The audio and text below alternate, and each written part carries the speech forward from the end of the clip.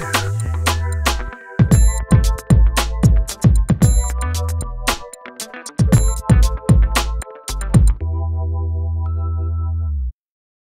hari kedua untuk kita membahas webinar dengan judul Saat Energi Feminin Menciptakan Cinta yang Luar Biasa di dalam Keromantisan Rumah Tangga.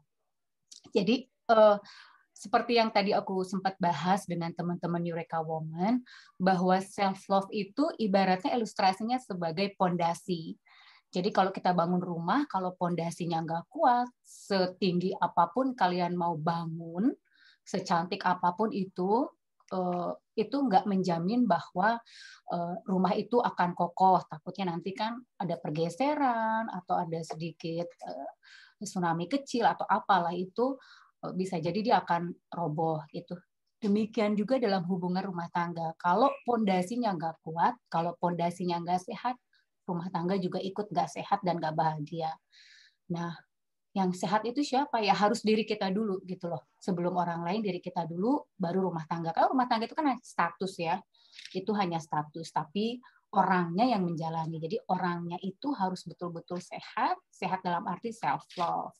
Gitu. Nah, tujuannya, aku mau ingetin lagi tujuannya dari webinar itu membantu saya dengan ladies, dengan teman-teman Eureka Woman, membangun pola pikir, diikuti dengan beberapa langkah agar Anda memiliki rumah tangga yang sehat dan bahagia. Jadi bukan hanya bahagia aja, tapi sehat juga. Nah, kalau kemarin itu self-love itu kita lebih membahas kepada cinta. Cinta yang seperti apa? Yang kita bahas 10 step itu mengekspresikan love itu apa, cinta itu apa. Itu self love itu adalah mencintai ke diri kita sendiri. Nah, karena di sini kita membahas masalah rumah tangga, berarti cinta itu juga harus kita berikan kepada pasangan kita. Nah, di sini yang kita bahas ini, yang mau kita bahas ini adalah energi feminin. Inilah sebetulnya yang mempengaruhi hubungan kita sama pasangan kita. What will you do? Apa yang mau kamu lakukan? Dengan cinta itu, bagaimana kamu bisa mencintai pasanganmu? Dengan cinta itu, apa yang mau kamu berikan kepada pasanganmu? Tapi sebelumnya, aku mau sedikit memberikan keterangan tentang energi. Tapi kalau energi ini, Kak Yud, ya, sebetulnya banyak bukan penelitian ya, banyak persepsi tentang energi. Tapi aku mau bahas aja di sini, karena ini kan berkaitan dengan feminin dan maskulin. Aku singkat aja di sini bahwa energi adalah potensi untuk kemampuan melakukan sesuatu. Jadi semua di dalam dunia ini semua itu berenergi sekalipun dia benda mati. Kalau benda mati itu kita bisa gerakkan, itu juga menghasilkan energi. Nah, dimaksud dengan energi feminin dan maskulin itu sebetulnya nggak ada yang konkret. Energi feminin dan maskulin itu hanya label, hanya nama supaya kita bisa mempelajari perbedaannya. Gitu. Sama seperti kayak energi listrik, itu hanya nama supaya kita bisa tahu gitu loh fungsinya apa. Gitu. Oke. Ini adalah gambaran besar perbedaan antara energi feminin dan energi maskulin. Ini gambaran besar. Jadi feminin energi adalah mereka yang reseptif, inward, intuitif, kontraktif. Kalau maskulin dia lebih projektif, aktif, giving, expansive, outward. Kalau yang feminin nggak usah dibacain semua, aku baca yang intinya aja. Conditional, unconditional love, lebih taking care, nurturing, understanding, kindness, creative, feeling. Ada juga emotional. Jadi kalau misalkan perempuan marah, sedih, nangis itu feminin, bukan cengeng, itu feminin. Natural maskulin dia lebih ke protection, clarity, to the point ya, boundaries, discipline, capable. Nah, ini ada juga yang wounded feminine. Ini biasanya kalau energi mereka terlalu berlebihan ataupun terlalu kurang. Jadi dia seperti energi yang terluka. Kalau untuk yang feminin itu jadinya victim, powerless, weakness, manipulatif, withholding, needy. Kalau untuk yang maskulin, abuse of power, confront, ya kan, confrontational, kritis, abuse, unstable, competitive. Nah, pertanyaannya, apakah bisa perempuan lebih maskulin daripada pria? dan pria lebih maskulin daripada wanita. Bisa. Yang mempengaruhi mereka ada 3 hal. Yang pertama masa lalu. Biasanya kalau masa lalu itu dari masa kecil mereka, misalkan mereka hidup dari satu orang tua, terus anak ini misalkan anak pertama, dia harus menjaga kelima anaknya. Jadi mungkin si anak ini dibangun tanggung jawab. Nah, tanggung jawab yang dibangun dalam dirinya ini membuat mereka harus memilih apakah dia harus memiliki sifat lebih keibuan untuk nurturing adik-adiknya gitu kan, kalau dia laki-laki gitu kan, ataukah anak perempuan harus lebih maskulin menggantikan posisi bapaknya supaya bisa taking care adik-adiknya. Itu pengaruh dari masa lalu. Dari pergaulan, as we know lah, mungkin ketika kita bergaul lebih banyak teman kita laki-laki gitu kan, sedikit demi sedikit pemikiran kita akan sama seperti laki-laki. Dari sikap kita, dari kita mengambil keputusan, kita akan lebih sama dengan mereka gitu ya, akan sedikit sama dengan mereka. Terus yang ketiga culture atau budaya. Dari ketiga ini yang paling kuat yang bisa merubah maskulin atau feminin seseorang yaitu culture. Salah satu contoh, aku background-nya orang Batak gitu ya. Dan kemarin ketika 2 orang tuaku meninggal gitu, banyak orang Batak yang bilang, kamu jangan nangis, nggak boleh nangis, kamu harus kuat, nggak boleh nangis gitu. Padahal aku sendiri perempuan ya kan, femininnya kan nangis gitu, nggak boleh nangis. Pengaruh kultur itu yang membuat kita menjadi menahan emosi kita untuk nangis, dan kita membentuk pola pikir kita, oh ya kita harus kuat, jangan sedih gitu. Atau bisa jadi kalau di perempuan di orang Batak ini, kamu harus ini ya, kamu harus kuat ya, perempuan Batak tuh nggak ada yang lemah.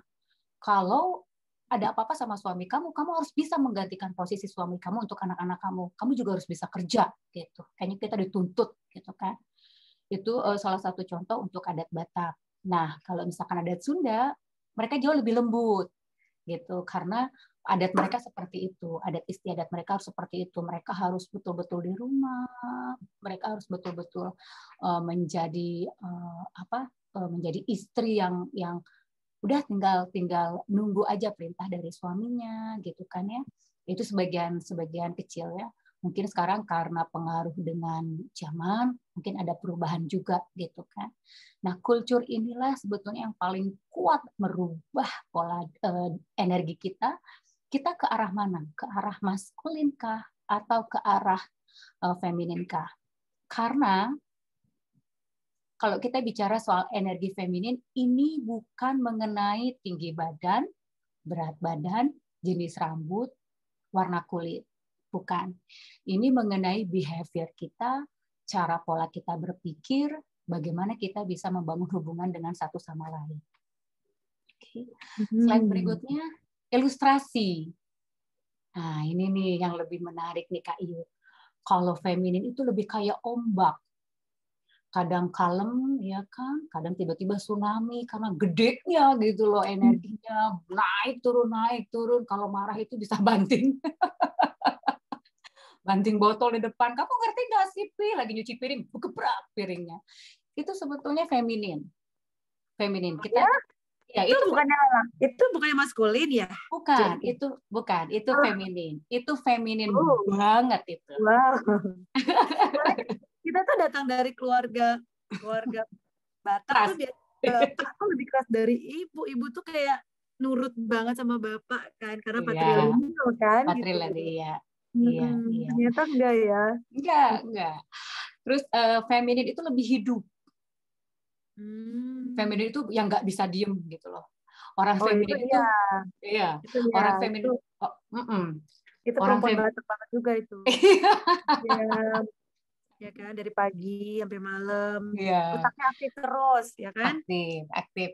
Terus kalau misalkan kita mau ke pesta gitu kan, pestanya masih 2 minggu lagi, tapi kita udah diem aja di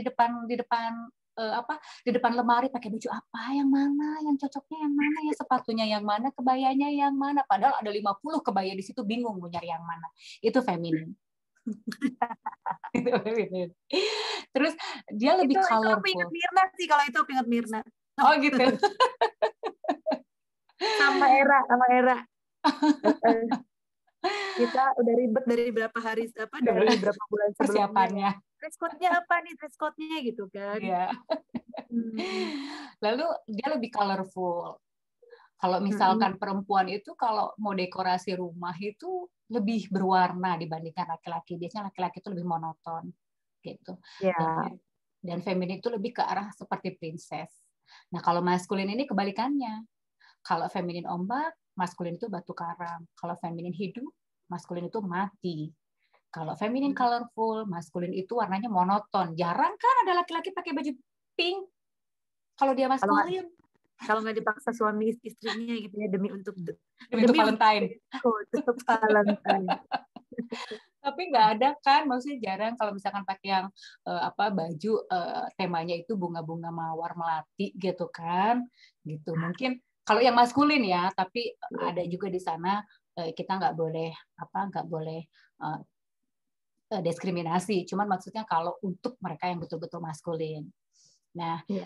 Lalu yang di terakhir, maskulin itu penyelamat princess, ya kan? Karena dia suka mengejar, gitu. Ya, tipikalnya survivor, itu ya? Iya, survivor. Oke. Sekarang kita akan kelompokkan dan kita akan simpulkan maskulin dan feminin untuk hubungan rumah tangga. Kalau kita berumah tangga, kalau dia ada beberapa rumah tangga yang energinya itu flat, tapi mereka bahagia, that's fine, nggak apa-apa, gitu. Itu biasanya choices, nggak apa-apa. Tetapi 80% pernikahan yang bahagia itu kalau mereka ada energi, which is energinya tuh kayak tarik-menarik, gitu. Jadi nggak plus-plus ya mati dong, minus-minus ya mati. Tapi harus ada polarity, ditarik, ya kan, dekat, ditarik lagi, jauh, dekat lagi. Ya. Harus tarik menarik gitu ya, nggak boleh ketemu ujungnya sama ya, nanti tolak menolak dong ya. Betul. Jadi harus kayak magnet, jadi supaya hidup gitu, supaya hidup hubungan rumah tangga itu. Oh, termasuk ada keributan-keributan sedikit itu juga energi. Energi itu. Keributan itu energi, tapi kita lihat dulu energi seperti apa, gitu kan. Nah, untuk seorang suami, sifat maskulinnya dia itu lebih ke doing atau tindakan. Kalau untuk feminin, being atau keberadaan, karena perempuan itu ingin diakui keberadaannya. Kalau untuk yang maskulin dia lebih single fokus. Tetapi yang feminin multitasking. Aku jadi ingat kemarin kata Kak Era gitu kan, ngurusin 3 anak gitu, which is mereka jaraknya deket-deket. Belum ngurusin anak, belum ngurusin nanti daringnya, belum ngurusin yang itu. Itulah hebatnya perempuan, dia multitasking. Ya, setuju sih. Langsung gitu ya. Oh iya dong. Apalagi di masa pandemi ini. Di masa pandemi itu yang paling mempunyai peranan penting itu tuh seorang perempuan loh dia. Benar. Jadi troubleshooting untuk ini kan, ngutak-ngatik komputer juga, ya kan. Melihat dapur juga. Betul, semuanya. Foto dapur juga, semuanya ya, walaupun ya ini sih bersyukurnya kalau misalnya kita punya suami yang memang mau juga memberikan energinya juga untuk bisa terlibat juga ya. Kita bersyukur kalau mendapatkan suami yang bisa seperti itu tadi ya, dalam konsep tarik menarik tadi ya. Tarik menarik tadi itu, Vin, termasuk saling mensupport nggak sih? Betul, saling mensupport, saling memenuhi kebutuhan masing-masing. Karena kan mereka kan beda kan, gitu. Oke. Yang ketiga, kalau maskulin itu menemukan solusi, kalau feminin sensitif bisa melihat segalanya. Hati-hati kalau suami selingkuh, perempuan itu firasatnya lebih tajam.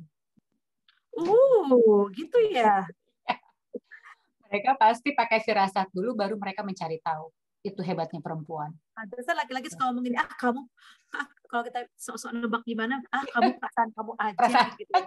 Karena memang pakai perasaan gitu. Karena padahal perasaan kita itu yang membuat dia bisa ini ya, ketahuan gitu ya, kedoknya loh.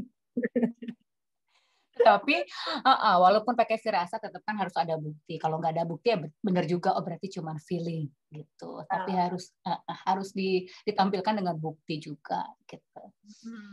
Cuman firasat perempuan itu kan lebih ini gitu loh, stronger gitu kan. stronger. Stronger dan logic ya. Aduh. Oke, terus yang berikutnya kalau untuk yang maskulin itu analitis, ya. Kalau yang feminin senang berbagi dan terhubung. Buktinya seperti Eureka Woman kan, rasanya tuh pengen berbagi gitu. Wah, ada informasi ini, yuk ajakin teman-temannya, ayo biar kita bisa saling sharing informasi. Itu sifatnya feminin. Gitu, lebih senang berbagi dan terhubung. Gitu. Kalau yang maskulin tidak sabar, feminin itu lebih sabar. Makanya kenapa mereka bisa mengasuh langsung 3 anak sambil kerja, sambil masak, sambil ngasuh. Gitu. Dia lebih sabar dan memahami. Siapa yang lebih sabar? Cila, kok nggak terima gitu? Siapa tadi yang lebih sabar? Perempuan dong, feminin. Oke. Berikutnya kalau di kondisi gue sama laki gue lebih sabar loh dari gue. Oh gitu. Bagus kalau begitu bagus. Lalu untuk yang berikutnya, kalau maskulin itu lebih mengejar, kalau feminin ingin dicari. Makanya kalau langsung ke Kak Era. Untuk Mirna langsung gitu. Iya, dikejar-kejar dia. Makanya untuk teman-teman yang belum nikah harus pinter bikin strategi. Gitu. Supaya dikejar. Mau ngejar. Benar, jangan dulu kita yang ngejar duluan, tapi kita bikin taktik gimana supaya mereka itu ngejar kita. Nah, kita pasti berpikir, terus gimana sih Elvin? Kalau kita ngerasa kayaknya,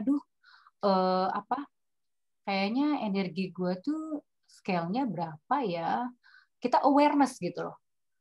Kita awareness, energi aku tuh kayaknya Mel di skala 50 kayaknya, atau di skala 40. Terus gimana ya Mel, aku bisa increase gitu. Nah, ketika kita sudah awareness, kita tahu bahwa scale kita rendah gitu kan. Ini ada beberapa langkah yang perlu kita perhatikan.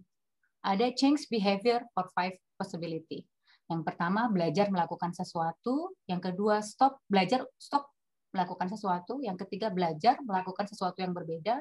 Belajar melakukan sesuatu lebih. Atau belajar mengurangi dalam melakukan sesuatu. Satu contoh misalkan komunikasi. Kalau kita balik lagi ke sini, sifat laki-laki itu adalah tidak sabar, single focus, doing, menemukan solusi. Mereka lebih to the point. Nah, kalau kita perempuan itu kan lebih sensitif, gitu kan, lebih ingin dipahami. Nah, biasanya dalam komunikasi perempuan sama laki-laki jarang ketemu yang nyelesain masalah cepat, to the point, jarang.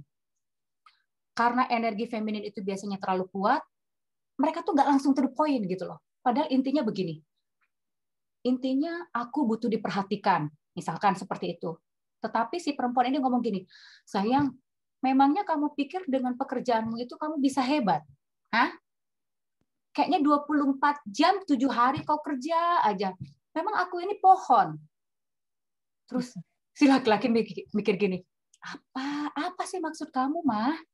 Mah, maksud kamu apa, Mah? Kalau kayak gini aja aku nggak kuat lah. Padahal intinya cuma satu kalimat, sayang, perhatikan aku. Gitu. Padahal tinggal ngomong gitu loh. Tinggal ngomong, aku perhatikan loh gitu kali ya. Betul. Cuma kan gengsi mau ngomong. Kita tinggal milih. Harus ngerti hatiku. Nah, masalahnya kan suami kita kan bukan peramal. Emang suami kita Tuhan gitu ya? Makanya emang suami kita peramal, ngerti isi hati kita. Emang suami kita Tuhan. Kadang-kadang kita expect-nya terlalu berlebihan memang, lebay. Itu dia. Ya, jadi mulai sekarang kita awareness nih, aduh, kayaknya tingkat feminin aku tuh di berapa persen ya, gitu. Kayaknya aku harus belajar melakukan sesuatu. Kalau aku bisa balik lagi, belajar melakukan sesuatu itu misalkan kayak gini, misalkan si suaminya bilang, Mah, kayaknya besok kamu boleh deh belajar untuk masak gitu loh, supaya nanti besok kita bisa makan bersama di rumah gitu, nggak usah kebiasaan beli gitu. Oh oke, gitu. Aku mau belajar melakukan sesuatu, atau belajar stop untuk melakukan sesuatu. Belajar stop untuk melakukan sesuatu itu misalnya kebiasaan kita mengkritik, terus suami kita tuh nggak suka gitu. Ya udah, yuk gitu. aku akan belajar stop mengkritik gitu dan seterusnya. Nah, terus tadi yang kata Kak Iyut, laki-laki juga perlu dong belajar gitu loh, lebih ke menyatu dengan energi feminin, iya gitu. Karena kan di sini kan partner, laki-laki juga harus belajar untuk menyentuh anak-anak gitu loh. Terus bersama dengan istri itu yuk kita asuh anak-anak bareng gitu. Itu juga memang perlu dilakukan oleh suami kita gitu loh, supaya ada namanya energinya tuh tarik menarik gitu. Jadi di samping berpartner, energi itu juga hidup gitu. Jadi jangan hanya kita aja yang harus berubah, tapi sebisa mungkin kita komunikasikan sama suami, sayang, apa sih yang perlu kita rubah, apa sih yang perlu aku rubah gitu. Yang bisa menurutmu tuh aku feminin gitu. Jadi rumah tangga kita hidup gitu. Tapi iya sih, kayak ada satu temanku ya, aku ada sahabat nih ya. Iya. Dia tuh kita boleh bilang dia tuh pasangan panutan gitu ya, pasangan yang kita cukup inspiratif karena mereka sudah menikah hampir 14 tahun. Tapi dalam masa pernikahan itu mereka tampak kelihatan masih mesra, tampak kelihatan masih sangat-sangat kayak orang pacaran romantis gitu loh. Kalau kita kan romantis ya. Kalau kita kan kayaknya udah lah ya 2-3 tahun pertama aja cukup lah ya. Apalagi udah ada anak gitu ya. Habis itu kayaknya aduh garing deh kalau dia ngomong ya kayak pengen itu di momen-momen di tempat tidur aja deh udah gitu kan ya. Kadang-kadang kayak gitu kan. Tidur 5 menit beres ya. Iya gitu udah gitu. Yang penting kan saling mencukupi gitu. Cuman kan dan satu hal lagi yang suka aku perhatikan adalah di antara mereka berdua itu adalah itu tadi ya kayak Melvin bilang mungkin itu yang disebut dengan karena kita lagi ngebahas soal energi tarik menarik itu, jadi aku kepikiran gitu. Somehow kadang-kadang kalau kita kan ngelihat cewek itu kan memang harus feminin terus cowok itu maskulin gitu. Sementara dalam pasangan ini mereka tuh kayak gini loh. Suaminya itu sering banget kelihatan kayak melayani istrinya gitu. Jadi kayak ambilin makanan atau kayak nyiapin minumannya. Sementara kan kalau di culture kita kan itu kayak ih apa sih ini anak laki suami kita kok kayak nggak boleh ya. Harusnya kan kita yang melayani istrinya gitu. Kita yang melayani suami kita gitu kan. Terus terus kayak apa ya? Pokoknya banyak hal-hal yang harusnya itu tugasnya feminin gitu kan, bagian dari partnya feminin, tapi itu dilakukan oleh partnya maskulin gitu. Nah, tapi mungkin gue jadi kepikir apa mungkin itu yang menyebabkan mereka bisa seimbang juga karena tarik di situ kali ya. Jadi kayak pas kalau gue tanya tuh kayak misalnya nih ada beberapa yang kayak lo kita wajib nggak sih lo masih nggak sih nyiapin misalnya entah kalau laki lo pergi nyiapin sepatunya gitu atau nyiapin apalah gitu kan begitu. Nah ada yang iya ada yang enggak gitu loh. Jadi kayak tapi tergantung suaminya oke apa enggak gitu kan, atau kalau dari sisi dia juga enggak kok, gue malah kadang-kadang tuh pagi-pagi yang nyiapin teh gue laki gue loh gitu. Ada yang kayak gitu. Nah tapi kan kalau kita kan feeling guilty ya karena kan culture kita yang kalau di culture kita kan nggak kayak gitu ya gitu. Tapi kan kalau dilihat dari satu hal lagi, sometimes wanita itu juga suka diperhatikan gitu loh. Ketika kita diperhatikan laki-laki dan mereka mau bikinin kita teh kan kita kayak kita merasa sebagai diperhatikan sebagai seorang princess kan. Benar. Kalau dalam jadi benar gini yang kayaknya nggak harus ada border ya antara harus jadi benar-benar feminim atau harus jadi benar-benar maskulin. Ya sih. Betul. Dalam hubungan itu kan ada beberapa hal yang disukai pasangan untuk mengungkapkan cinta juga untuk diri kita. Misalkan kita makanya harus komunikatif sama pasangan kita. Misalkan gini, sayang sebetulnya kalau kamu merasa dicintai itu dengan hal apa sih? Apakah disentuh? Apakah diberi? Gitu kan? Apakah dilayani? Gitu. Itu kita tanya. Misalkan aku tuh lebih suka kalau aku tuh dilayani gitu. Terus kita tanya balik gitu loh.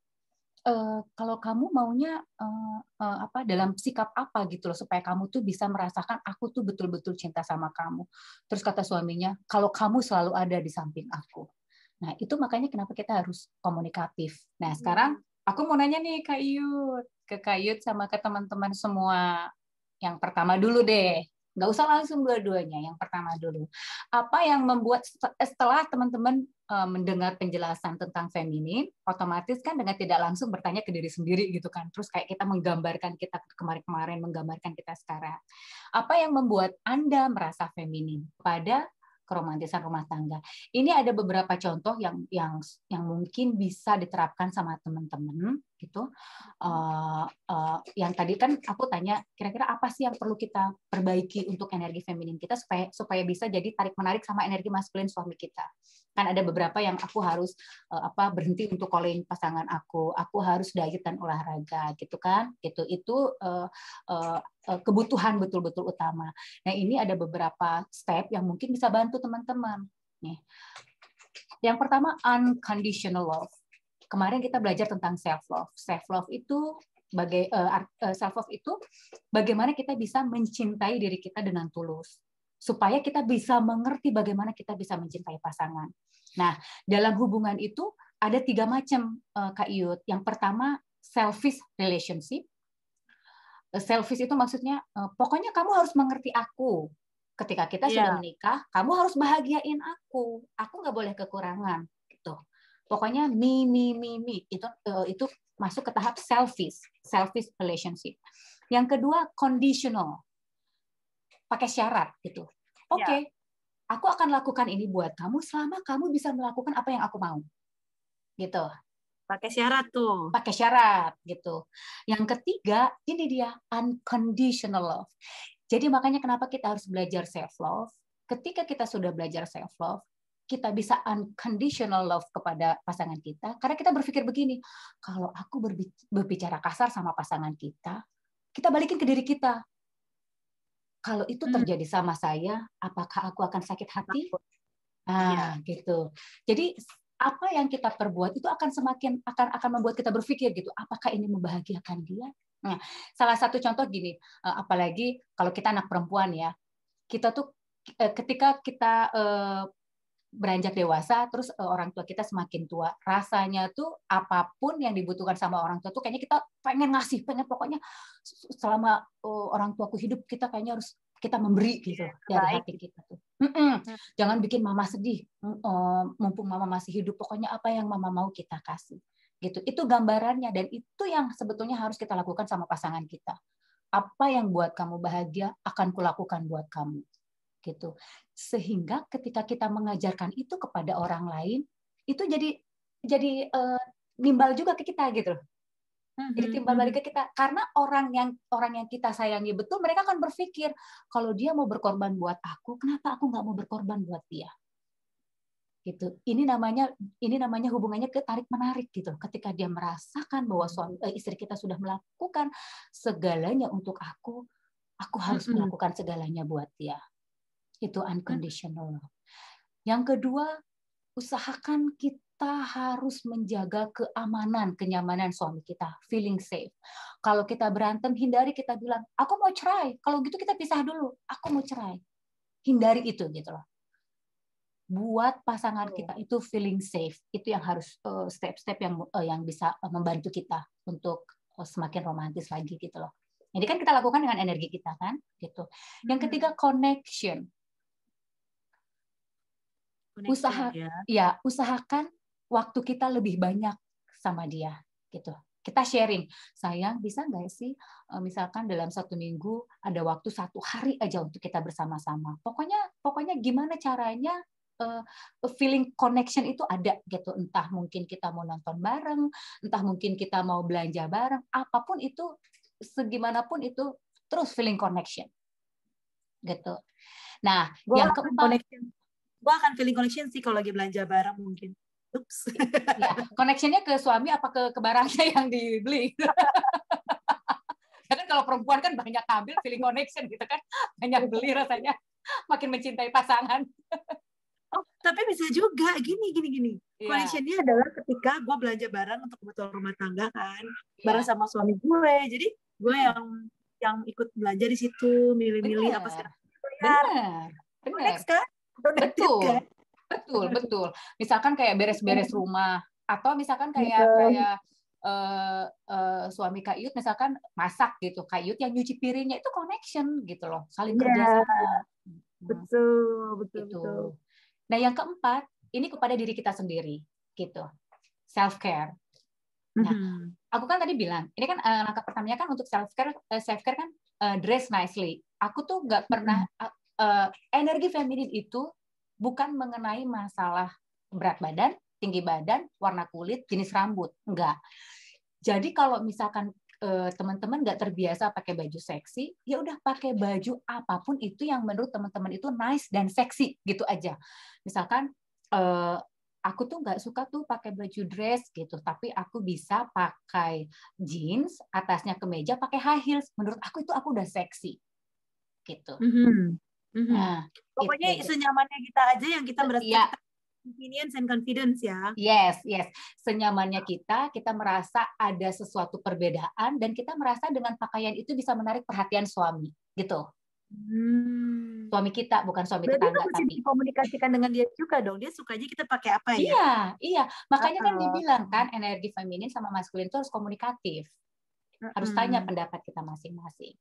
Nah, yang kedua, take care about Ajeng bilang dia sukanya pakai baju gombreng karena udah seksi. Menurut mana ini? Ajeng. Kalau misalkan nggak apa-apa kalau misalkan suami nggak komplain selama itu nyaman buat suami, terus suami bilang that's okay, nggak apa-apa, kan kenyamanan bersama gitu kan. Gitu. Nah ini kata Kiki katanya, bentar agak ekspensif katanya kata Mbak Herlin. Terus kata Kiki jadi inget ada yang pernah bilang rumah tangga adalah sekolah yang nggak ada wisudanya. Betul. Iya, bener banget. Nah ini tadi yang kedua, take care your body. Tadi kan Kiki bilang aku udah disentil nih sama suami, kamu olahraga gitu. Itu juga perlu take care about your body. Itu contohnya kayak olahraga atau kita kayak scrubbing, taking care about your skin gitu kan. At least rambut kamu tuh dirapihkan gitu. Hal-hal seperti itu. Nah, baru yang kelima adalah komunikasi. Gitu. Komunikasi ini begini. Nah, karena mengingat kita di sini kebanyakan orang Batak itu, perempuan Batak itu kalau tone-nya kecil itu rasanya nggak ngomong gitu kan. Perlu pakai itu ya level 7 paling nggak ya. Benar. Podium ya. Kayaknya harus ada power gitu kan. Power ekstra. Benar. Tapi yang gitu sebetulnya nggak seksi. Tapi yang nggak juga harus pelan gitu, yang bikin suami kita, apa sih sayang, kamu ngomong apa sih? Coba keraskan dulu omongannya, apa sih? Ya, tapi yang nggak terlalu small. Tetapi di sini dikatakan komunikasi itu yang sweet atau sensual. Misalkan kayak gini, sayang, kamu hari ini lagi pengen nggak sih? Gitu. Atau sesuatu yang menarik perhatian gitu loh. Atau sayang, kamu udah makan belum? Sayang, kamu hati-hati di jalan ya. Komunikasi yang sweet yang seperti itu. Gitu.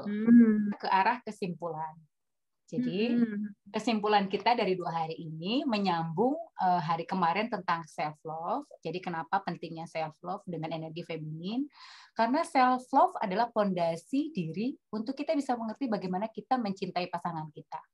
Nah, yang kedua, dengan energi feminin inilah kita mengerti bagaimana kita bisa menghidupkan suasana cinta. Jadi ketika kita tahu intinya cinta itu apa, kita persembahkannya melalui apa? Melalui energi feminin itu, gitu.